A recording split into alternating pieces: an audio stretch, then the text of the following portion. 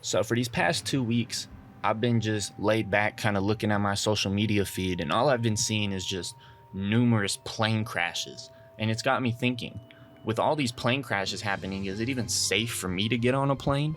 Well, I'm about to answer that for you right now.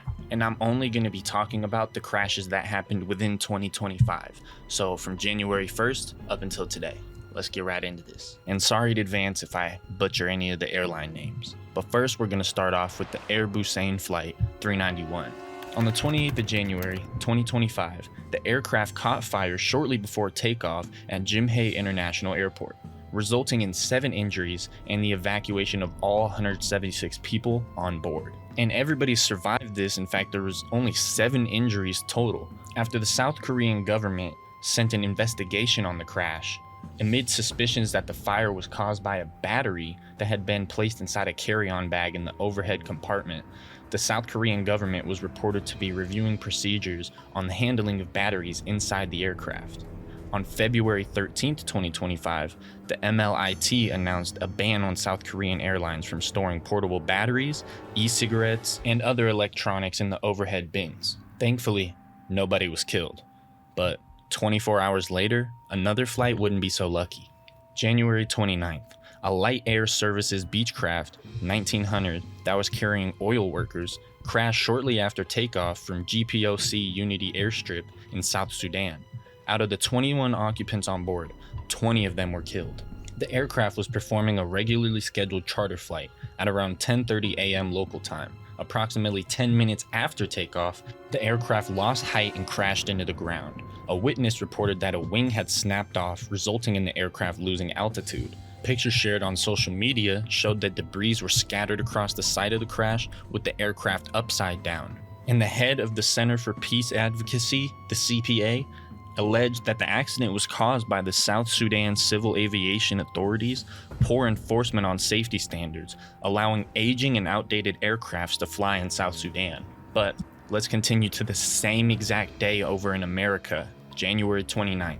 In the 2025 Potomac River mid-air collision, American Eagle Flight 5342 and a United States Black Hawk helicopter collided mid-air over the Potomac River in Washington, D.C.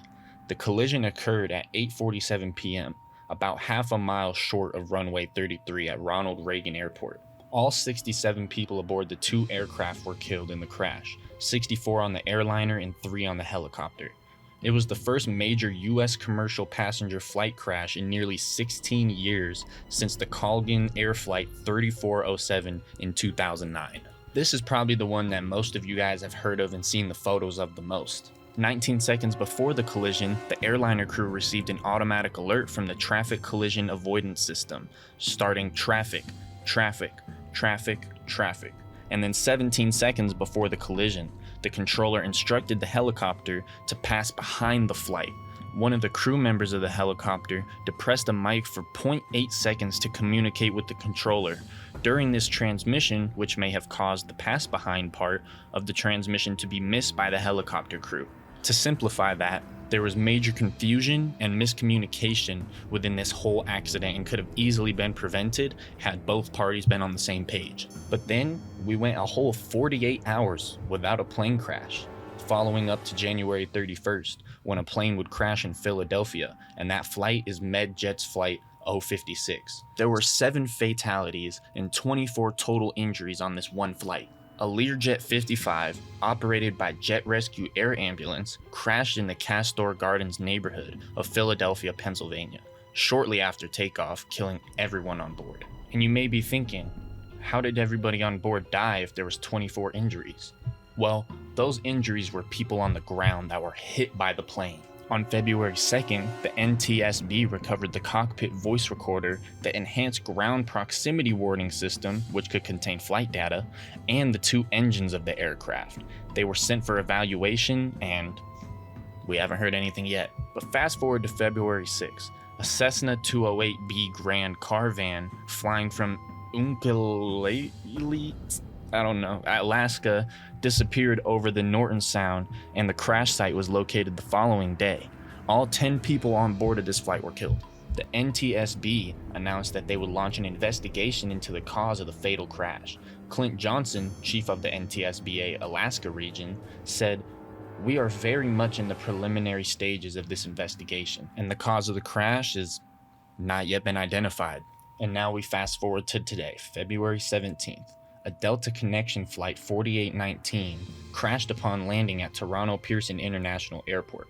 It flipped upside down, but all 76 passengers and 4 crew were alive, while only 15 occupants were severely injured. While there is no cause of this crash yet, I'm pretty sure it's safe to say that if you lose a wing while you're coming down, the flight will easily flip over. But luckily, this technically was not a crash because the plane stayed in one piece and just kind of slid upside down. I mean, I'm sure it was a scary ride, but thankfully everybody got off safe. So after hearing all of these stories that have happened since January, it makes sense why people would be scared to fly.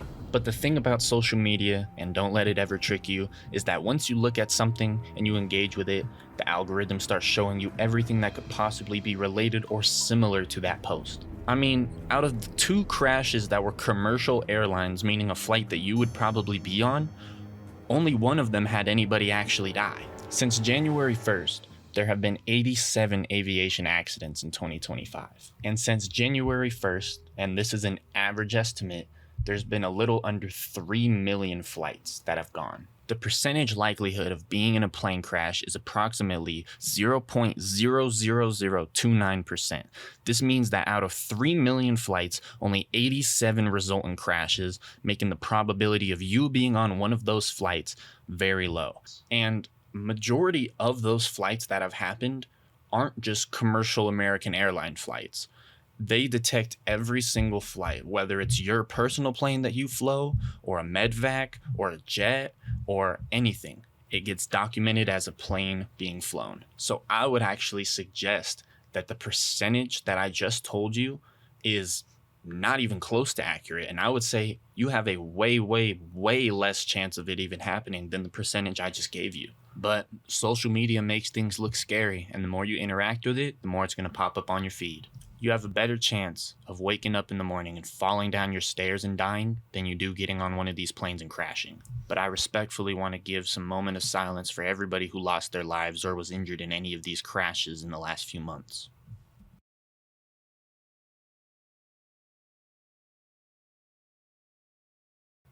Thank you guys. But let me know in the comments what you think, your opinions. Do you think that planes are more dangerous than ever? Do you agree with my point? Do you have your own point? Comment it down below. I'm going to be looking at every single comment. I always do. But thank y'all for watching. Stream guapo. It's guapo. Peace out, y'all. And don't forget to click the video on the screen.